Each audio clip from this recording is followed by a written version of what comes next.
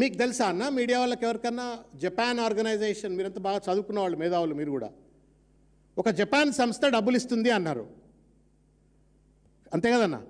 Public డొమైన్లో ఎక్కడన్నా ఇప్పుడు సెకండ్ ఫేజ్ ఏదైతే రేవంత్ రెడ్డి ఫ్యూచర్ కోసం నిర్మించుకుంటున్న ఫ్యూచర్ సిటీ వరకు ఎక్స్పాండ్ చేస్తారనుకున్నట్టు ఒక ఫ్యూచర్ సిటీ కోసము ఆ రైల్వే లైన్ కోసం జైకా అనే ఒక సంస్థతో మాట్లాడినరని చెప్పని మనం వార్తలు చూస్తున్నాం. We also have not seen any document, but at least there is a reference of a company or an organisation called JICA.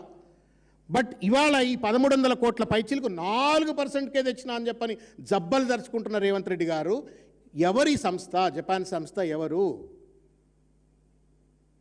A consortium అంటుంది. Who is that consortium?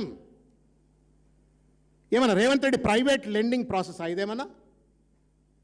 Private property కోసం రేవంత్ రెడ్డి తన ఎస్టేట్ నిర్మాణం కోసమో జూబ్లీహిల్స్ ప్యాలెస్ కట్టుకోవడం కోసం loan తీసుకుంటుండా? లేదు, ప్రజలపైన భారం వేసేట్టుగా 13,000 కోట్ల లోన్ తీసుకుంటున్నప్పుడు ఏ సంస్థ కూడా చెప్తలేడండి. బాధ ఇది. అండ్ క్యాబినెట్లో ఉన్నాడు, ఎవడు అడుగుతలేడు. ఇప్పటి వరకు కూడా ఈ ఐఆర్ఎఫ్సికి ఏదైతే అంటే జపాన్ సంస్థ ఐఆర్ఎఫ్సికి ఇస్తుంది, ఐఆర్ఎఫ్సి హెచ్ఎంఆర్ఎల్కి ఇస్తుంది, హెచ్ఎంఆర్ఎల్ ఎల్ఎన్టీ ఏదైతే బ్యాంకు నుండి లోన్ తీసుకుందో ఆ బ్యాంక్ వాడికి రీపే చేస్తుంది. మళ్ళా through IRFC state government auto debit system ద్వారా ఆర్బీఐ పర్మిట్ ద్వారా స్ట్రైట్ అవే ఆ జపాన్ ఓన్కి త్రూ ఐఆర్ఎఫ్సి కడుతుంది అంటున్నాడు. నేను అడుగుతా ఉన్నా రేవంత్ రెడ్డి, ఎవరు ఈ జపాన్ సంస్థ?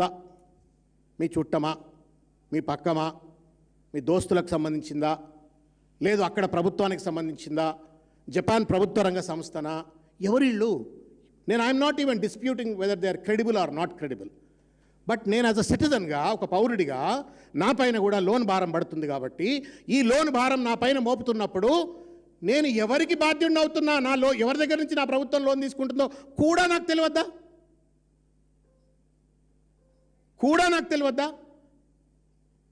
ఈవీ కార్ రేస్ సంబంధించిన అంశంలో ఒక ప్రభుత్వం బ్యాంక్ అకౌంట్ నుండి ఆ నిర్వహిస్తున్న సంస్థకు లోన్ పంపితే ఆ తప్పని చెప్పని ఛార్జ్ షీట్లు, ఎఫ్ఐఆర్లు, కథలు, కార్ఖాన్లు, డ్రామాలు చేసిన Revanth Reddy.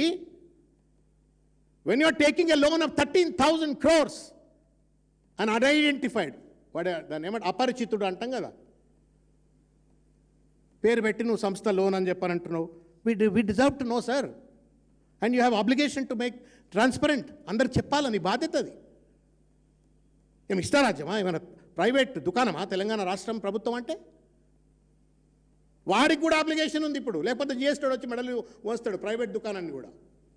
Everything is transparent. ఇదంతా డిజిటల్ ఎకానమీ. అదైపోయిందన్న. అదైపోయాక నేను రెండో ముచ్చట చెప్తా మీకు, ప్రజలకు తెలియవలసినటువంటిది. ఇప్పుడు ఇలా మెట్రో రైల్ దగ్గర షేర్ అగ్రిమెంట్ కొన్నా అన్నాడు కదా, మొత్తం టేక్ ఓవర్ చేసిన అన్నాడు కదా, ఆ డాక్యుమెంట్ బయట లేదు, ఇప్పటికి పబ్లిక్ డొమైన్లో లేదు. బయట పెట్టు రేవంత్ రెడ్డి.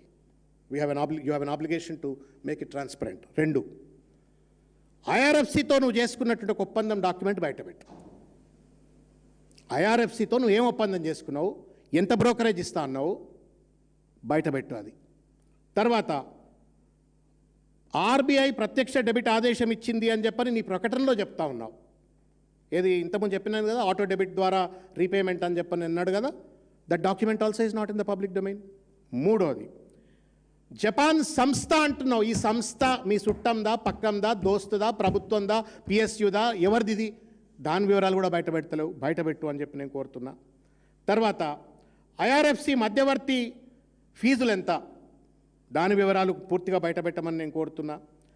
తర్వాత క్యాబినెట్లో చర్చ చేయలే. నువ్వు నిజంగానే కనుక డెమోక్రాట్ అయితే, డెమోక్రాటిక్ స్పిరిట్ను కనుక నమ్మినట్టయితే, నువ్వు నిజంగానే హిట్లర్ లెక్కనే పరిపాలన కొనసాగిస్తలేను అనుకున్నట్టయితే క్యాబినెట్ రెజల్యూషన్ను బహిర్గతం చెయ్యి. That this has been approved that government will take over this L&T loan. ఇష్టారాజ్యం నడుస్తూ ఉంది రాష్ట్రంలో. పిచ్చోడి చేతిలో పరిపాలన అంటే ఇట్లనే ఉంటుంది. స్వంత నిర్ణయం అడిగే దమ్ము ఒక్క మంత్రికి లేదు.